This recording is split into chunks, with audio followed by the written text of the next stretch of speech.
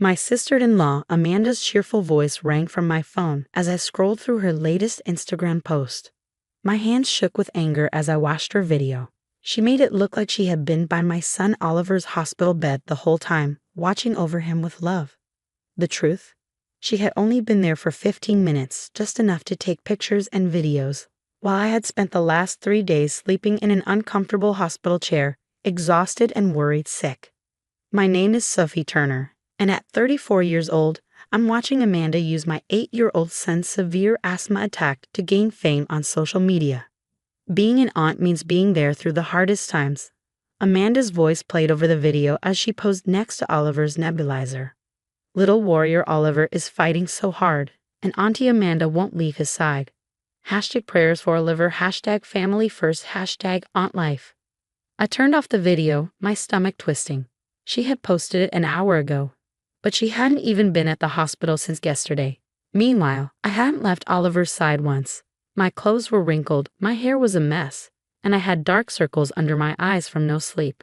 A text from my husband, Mark, popped up. Have you seen Amanda's latest post? Mom is sharing it everywhere, saying what an amazing aunt she is. Of course she was. My mother-in-law, Diana, had always favored Amanda. Now, every time Amanda posted about Oliver, Diana would spread it around, praising her dedication. I typed back yes. I didn't trust myself to say more. Mark was at home with our younger daughter, Emma, trying to keep things normal for her while I stayed with Oliver. He knew how I felt about Amanda's social media act, but he always tried to keep the peace. Your sister's post has over 50,000 likes, I texted after a moment. Too bad none of those people can help her actually show up so I can take a shower. Oliver stirred in his bed, his voice weak. Mom. I put my phone down right away and rushed to his side. I'm here, baby. Do you need anything? He shook his head slightly, his blue eyes looking tired but better than before. The doctors said he was improving, but we still had to be careful. My phone buzzed again. Amanda was now doing a live video from her perfectly decorated home office, tears in her eyes. I've barely slept, she sniffled, her makeup still perfect. But that's what family does, right? We sacrifice everything for the ones we love. The comments poured in. You're such an amazing aunt. You're literally an angel. Oliver is lucky to have you. I wanted to scream. While Amanda was gaining followers, I was actually taking care of Oliver. The sleepless nights, the constant worry, watching his oxygen levels, holding my breath every time he struggled to breathe. That was real. And the worst part, Amanda was using my son's illness to grow her online following. In just 3 days, she had gone from 5,000 followers to over 75,000. Every post about Oliver made her more famous. A knock on the door interrupted my thoughts. It was Dr. Martinez, Oliver's doctor. How's our patient? She asked, checking his chart. Better, I said, running my fingers through Oliver's curls. His breathing is easier today. Dr. Martinez nodded. That's good. Has anyone come to give you a break? You look exhausted. I thought about Amanda's live stream still happening. No, I said quietly, it's just me. She gave me a kind look. Try to rest when you can. Oliver needs you to be healthy too. After she left, I checked my phone again. Amanda had already posted new pictures, old baby photos of her with Oliver, carefully edited to look perfect. The strongest little warrior I know, she had written. Auntie's heart is breaking, but I won't leave his side. Follow for more updates on our journey. #family over everything, #auntie life, #prayer warrior. Our journey. I looked at my sleeping son, then at my reflection in the window, messy hair, tired face, and a coffee-stained shirt. This wasn't a journey. It wasn't content. This was my child fighting to breathe, while Amanda turned his illness into her social media brand. Then another text from my mother-in-law. Amanda is doing such a great job keeping everyone updated. You should thank her for taking this burden off your shoulders. That was it. Something inside me snapped. I opened my laptop and started typing. It was time to show the world what real family looked like, and it had nothing to do with likes, shares, or follower counts. I stared at my laptop screen, my fingers hovering over the keyboard. Oliver's heart monitor beeped steadily in the background, and the hospital room's bright lights cast sharp shadows. But I could see clearly now. I knew what I had to do. I pulled up Amanda's posts from the past 3 days, 15 stage photos, 7 emotional videos, 3 dramatic live streams, all making her look like a devoted aunt. Then, I opened my phone's camera roll. My photos were different. No filters, no perfect angles, just real moments. Oliver's 2 breathing treatments, his tired but brave smiles, the nurses helping him. Most importantly, I had the hospital's visitor log. It showed the truth. Amanda had spent just 45 minutes at the hospital in 3 days, only long enough for her social media posts. Sophie? Oliver's weak voice broke my thoughts. Is Aunt Amanda really helping me get better? My heart clenched. He had seen her posts. She had made sure of that. No, sweetheart, I said gently, sitting beside him. You're getting better because you're strong.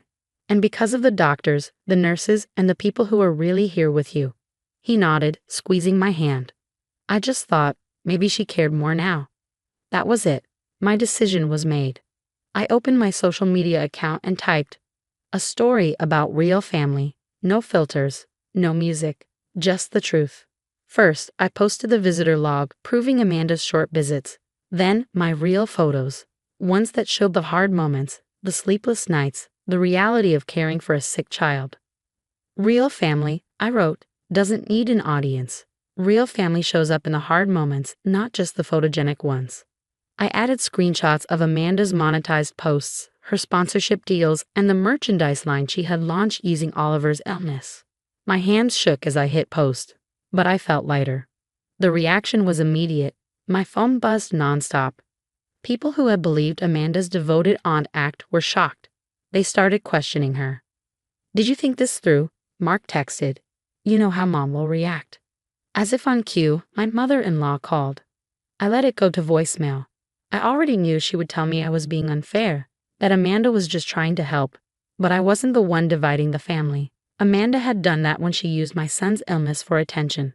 Then, a nurse peeked into the room. Mrs. Turner, there's someone here insisting on seeing Oliver. Should I? Before she could finish, Amanda stormed in, her face red with anger. How dare you? She hissed, waving her phone. Do you know what you've done? I was building something important. I stood up, putting myself between her and Oliver. Building what? A brand? A following? At my son's expense. I was raising awareness, she shot back. People were praying for him. No, I said calmly, they were buying your merchandise. While you were filming at home, I was here, holding his hand. That's the difference between real family and social media family. Amanda's face crumpled, but I noticed her hand twitch toward her phone. Probably to record this moment too. Don't, I warned. This isn't content, Amanda. This is my son's life. Oliver's monitor beeped softly behind us. For the first time, Amanda actually looked at him, not as a prop, but as a sick child. She started, but for once she had no words. The nurse cleared her throat. Oliver needs rest. If you have family drama, take it outside. Family drama. Was that what this was? No. It was about protecting my son from being used as a spectacle. Amanda turned and left, shoulders slumped in a way I had never seen before. I exhaled, turning back to Oliver. He had watched everything. Mom, he whispered. I'm glad you're my real family. I hugged him gently. Sometimes children say the simplest truths. Then another message from my mother-in-law. But this time, it was different. We need to talk. All of us. About what real family means. I looked at Oliver, peacefully drifting to sleep, and typed back one word. Yes. A week after Oliver left the hospital, we had a family meeting in our living room. Mark, Diana, Amanda, and I sat together, while Oliver rested upstairs with Emma, Grandpa Jim, the only one who had actually helped during Oliver's hospital stay, stayed with them. Diana spoke first. We need to talk about what happened at the hospital. Amanda jumped in. Yes, Sophie completely overreacted and ruined. Stop, Diana said sharply, making everyone go quiet. Amanda, for once, you're going to listen. I sat up straighter. Something was different about Diana. I saw the visitor logs, she continued. I saw your posts, the times you were actually there, and her voice shook a little. I saw the merchandise sales. Amanda shifted uncomfortably. Her phone lay face down beside her, a rare sight. You were making money from your nephew's illness, Diana said, her voice heavy with disappointment. While Sophie was living every mother's nightmare, you were building a brand. Mom, I was trying to help. Amanda protested. The awareness, the prayers. The money? Mark cut in. The followers? Tell me, Amanda, how much did you make from those #PrayersForOliver t-shirts? Amanda's face turned red. She didn't answer. I did something too, Diana said. She pulled out her iPad and opened Facebook. There was a new post. An apology to my daughter-in-law. I was wrong. While Sophie was being the mother Oliver needed, I was blindly supporting a social media campaign that took advantage of his illness. True family isn't about likes and shares. It's about showing up. Sophie showed up. I didn't. I'm sorry. Tears filled my eyes. Diana reached for my hand. I've always been proud of Amanda's marketing skills, she admitted. But I forgot the difference between marketing and manipulation, between appearance and reality. Amanda stood suddenly. This isn't fair. I was just. Just what? I asked, my voice calm. Just using my son's illness for followers, just selling shirts with his name while he struggled to breathe. Tell me, Amanda, what were you just doing? For the first time, she seemed to understand. She sat back down, her confidence fading. I didn't think about it that way, she whispered. That's the problem, Mark said. You didn't think about Oliver at all. Just how this story could help you. A small sound from the doorway made us all turn. Oliver stood there in his pajamas, his inhaler in his hand. Grandpa Jim stood behind him, a hand on his shoulder. Aunt Amanda. Oliver's voice was small but steady.